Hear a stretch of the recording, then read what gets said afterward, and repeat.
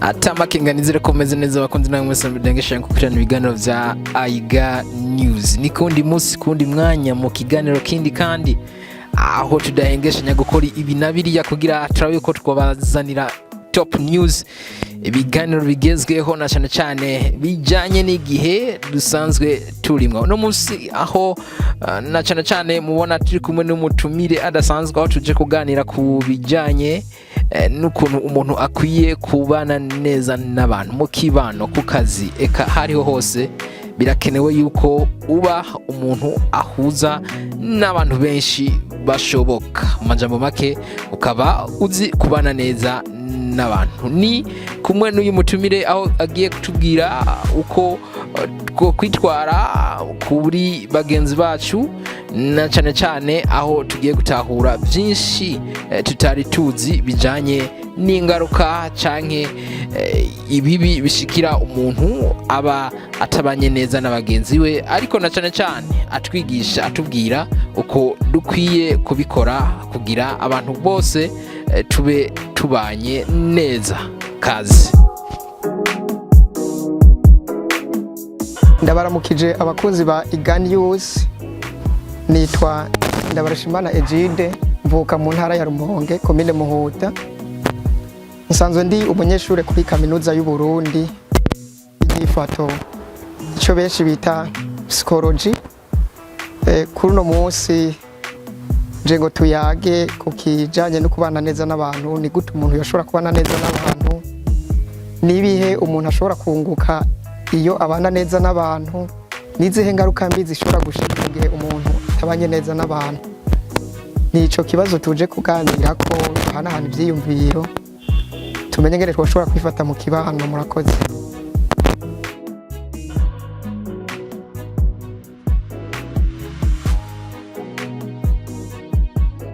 Sawa, kubana neza n'umuntu ni mu gihe ushobora guhura n'umuntu mukaramukanya mukidondorana, hanyuma iyo afise ikibazo mugatahurana, iyo ababaye urashobora kubaza ati ubabazwe ni kubera ko aba ari umuntu w'umugenzi muzinanye naho mutaba muzinanye. Urashobora no gusanga umuntu ahantu ukamubaza ibibazo baba afise sero n'ukuntu bumubona ameze, kuko mu bijanye n'inyifato urashobora kubona umuntu yicaye ahantu wenyene, ushobora guca wibaza ati nibiki byo byamushikiye.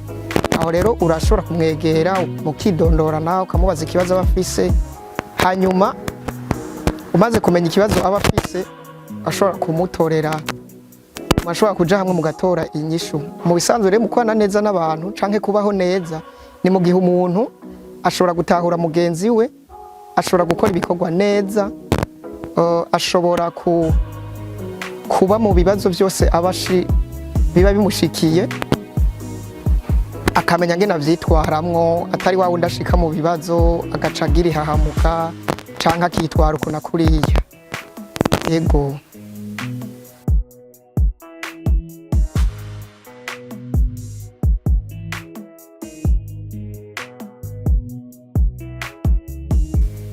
Sawa, murakoze mwese bariko mudukurikirana. Hanyuma kubana neza n'abantu ni gute tubona ko jewe mbanye neza n'abantu canke ujya banye neza n'abantu.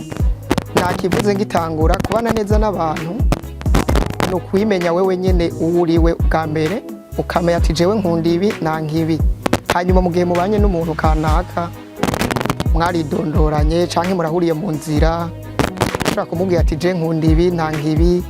Hanyuma mu gihe ashikiwe n'ikibazo kanaka urashobora kumwegera kandi ukamubaza ikibazo kiba camushikiye, akakubwira ingorane ziwe akabikubwira, ukamenya icyo ushobora kumufasha. Nimba ari impanuro ukazimuha, nimba wewe wumva ivyo bintu utabishoboye urashobora kuba ufise abantu ushobora kumurungika ko tigenda kwa naka guhe impanuro z'iki kibazo kuko jewe birandengeye.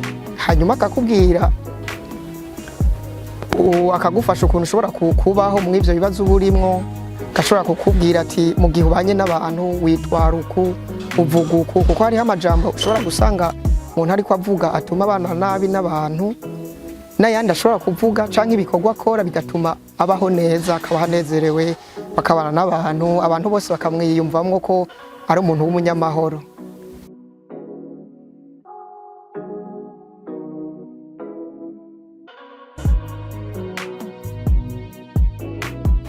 sawa. Iyo umuntu ashoboye gushikirwa n'ikibazo kanaka canke ingorane uti yo kwitwara gute?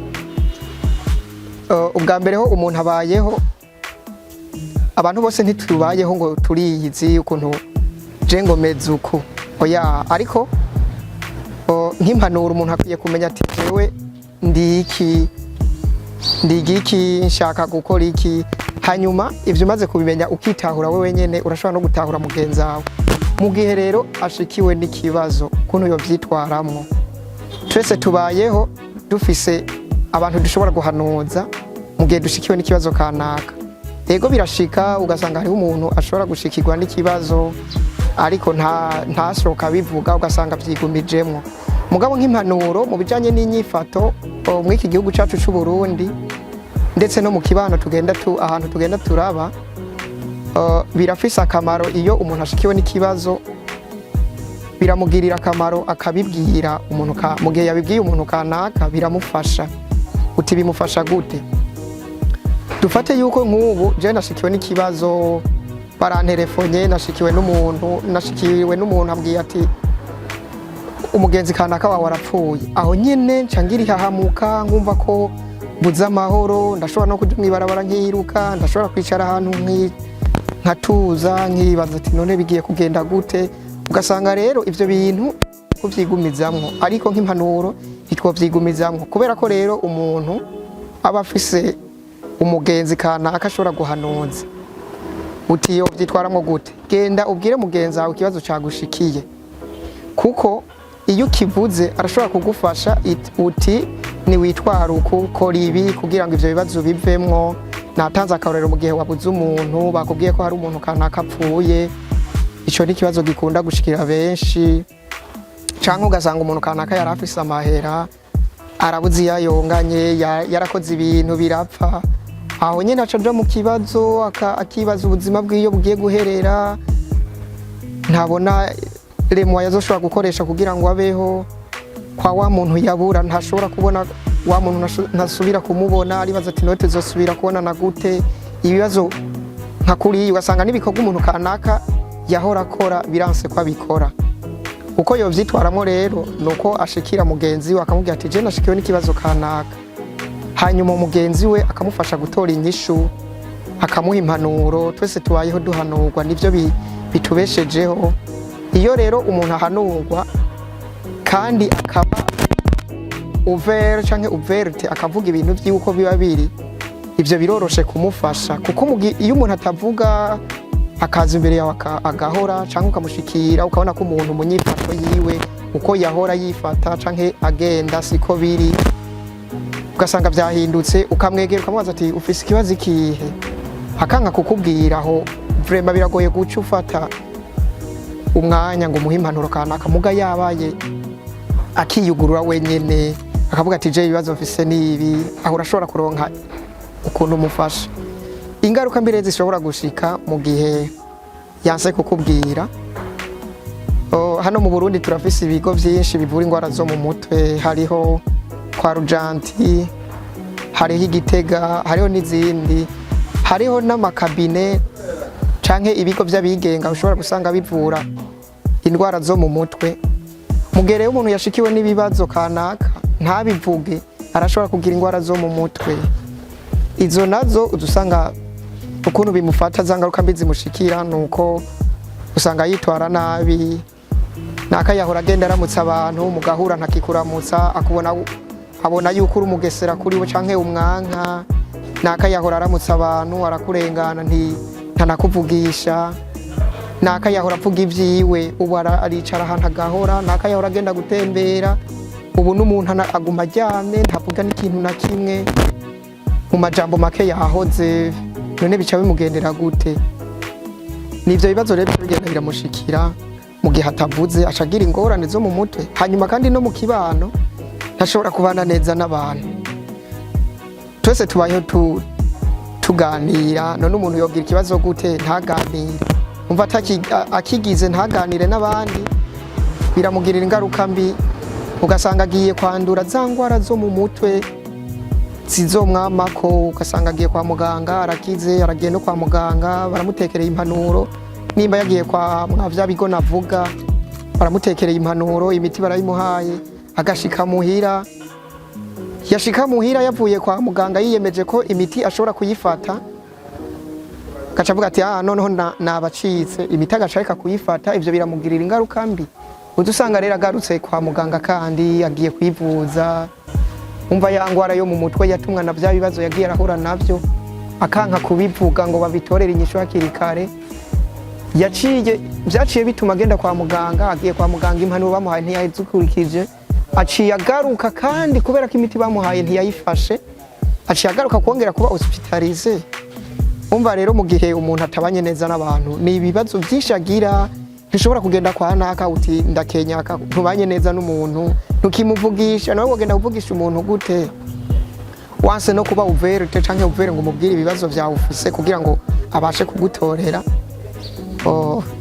abashe kugufasha gutora inyishu z'ivyo bibazo ufise egome urashobora gusanga ubanye n'abantu ukibaza ati jewe abantu sinshobora kubabwira ivyanje ariko nk'impanuro mu bijanye n'inyifato mu gihugu cacu c'u Burundi nkuko nabivuze tubayeho twese turahanurana tugahanurwa cyo birafise akamaro usanga umuntu yibereyeho neza anashobora gusanga umuntu atana amahera afise canke ntiyaronse ivyo afungura muga kubera huye n'umuntu wa muntu yama yamuhanuye babonana kanezererwa frema usanga umuntu ari yareze ari yama afise umunezero urenze ugasanga rero n'umuntu yibereye neza n'abantu nico kibazo rero turiko tuganira ko ingaruka mbi zishobora gushika mbega umuntu iyo atabanye neza n'abantu nibihe bibazo bimushikira ubwa mbere ntashobora gukora ibikorwa vyiwe neza none ushobora kuba uri ngaho ubuza akantu urabuze nk'isuka kanaka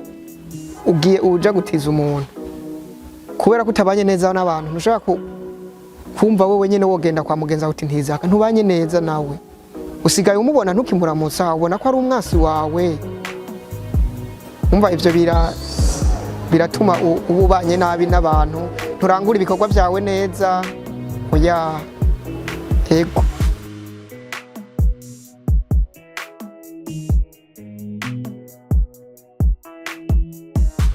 mu bisanzwe kugira ngo tubane neza n'abantu nuko ubwa mbere ho kujya twatanguye jewe nyene ntangure nimenye hanyuma maze kwimenya ivyo nkunda n'ivyo nanka nce menya mugenzanje namumenye nce numva neza ko mu gihe ninahura n'ikibazo wa muntu w'umugenzi nama nahanuje twavuganye ubujambo bwinshi bushobora kudufasha twigishanye ibintu vy'imibano ukuntu twoshobora kwitwara ni vyiza ko rero umuntu iyo yimenye aca amenya n'abandi hanyuma uko kuntu wabanye neza n'abandi wakwimenye ucibana neza n'abandi biroroha mu gihe ufise ikibazo ukagenda ukahanuza umuntu kanaka bitarashika kure kugira ngo ntushikirwe n'ingorane zishobora gushika mu kibano canke bigashika mu nyifato yiwanje ugasanga ndafise ikibazo sinshaka ko nakakimenya impanuro rero nuko wamaze kwimenya ufise ikibazo kibwire mugenzawe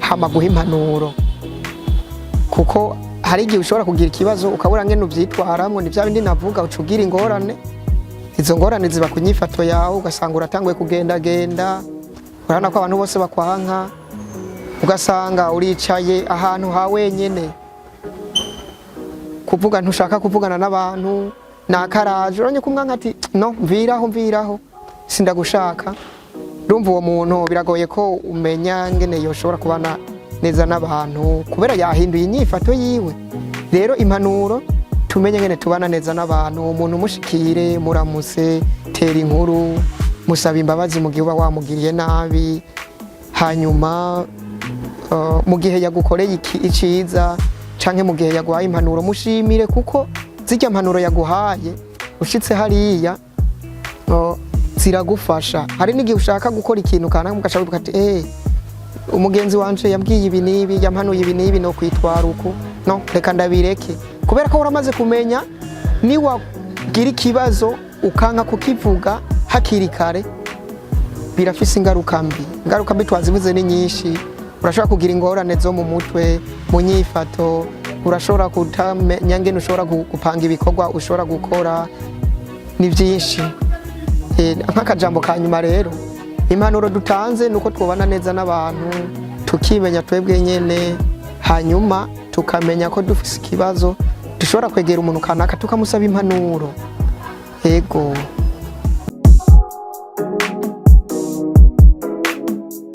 Sawa, murakoze rero abakunzi bose ba IgaNews n'abataragerageza gukurikirana uru rubuga. Twama twatanze ibiganiro byinshi, n'ejo tuzogaruka canke hirya y'ejo. Turabashimira abadukurikiranye, twumve ko kubana neza n'abantu ni ivy'agaciro ku buzima bwa kiremwa muntu, birafasha. Murakoze mwese, mwarahezagiwe.